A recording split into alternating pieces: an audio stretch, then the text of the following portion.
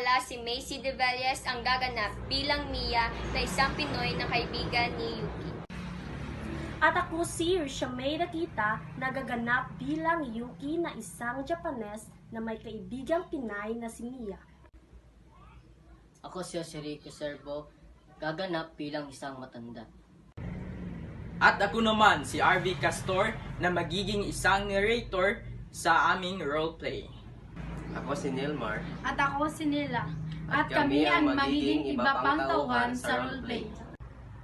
Noong unang panahon, binisita si Mia ng kaibigan niyang Hapon.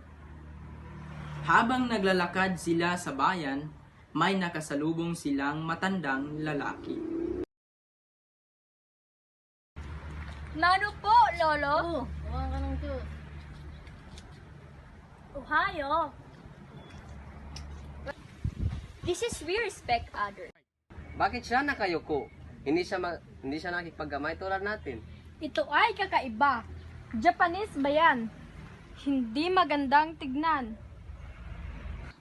Ibang-iba ang kanyang itsura.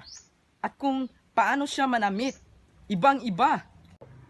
Hindi maintindihan ng mga nanonood ang pagkakaiba ng kultura ni Mia at Yuki. Para kay Mia, ang pagyuko ay tanda ng paggalang. Habang para kay Yuki, ito ay karaniwang kilos sa Japan. Iba-iba ang kanilang paraan ng pananamit at pagpapakita ng paggalang na nagdulot ng kalituhan sa mga taga roon. Bago kumain, nag-sign of the cross si Mia at nagdasal gaya ng karaniwan sa kulturang Pilipino.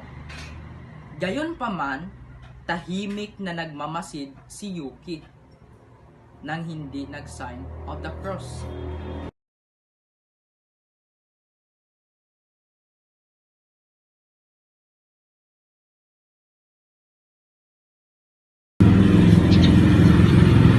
Bakit hindi siya nag-sign of cross? Oo nga no.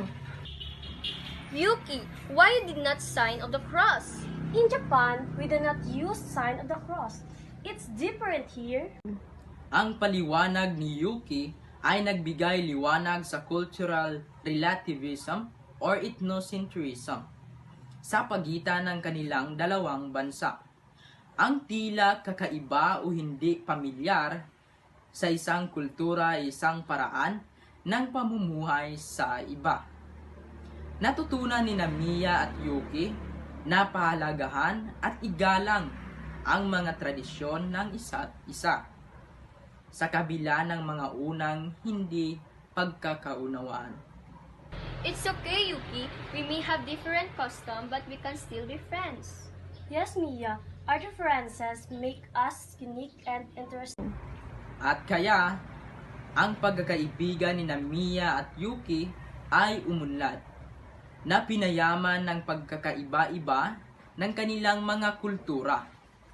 Niyakap nila ang konsepto ng cultural relativism or cultural ethnocentrism na nauunawaan na ang bawat kultura ay may kanya-kanyang pamantayan at pagpapahalaga na dapat igalang at palagahan. Sa mundong puno ng pagkakaiba, natagpuan nila ang pagkakaisa sa kanilang pagtanggap sa isa't isa. At dito nagtatapos ang aming roleplay. Maraming salamat po sa panunood. Bye!